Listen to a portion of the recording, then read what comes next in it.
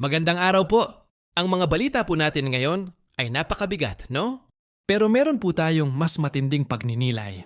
Sabi po ni Jesus sa Ebanghelyo ni San Lucas chapter 21, darating po ang matinding gulo sa mundo, hanggang sa magpatalo sa takot ang mga tao. Pero anong utos niya? Tumindig at itaas ang ulo dahil ang inyong katubusan ay malapit na. Grabe yung tapang, no? At alam po natin na kaya tayong iligtas tulad ng ginawa niya kay Daniel sa hukay ng leon.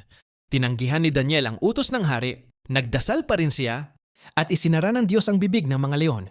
Ganoon po ang lakas ng ating Diyos.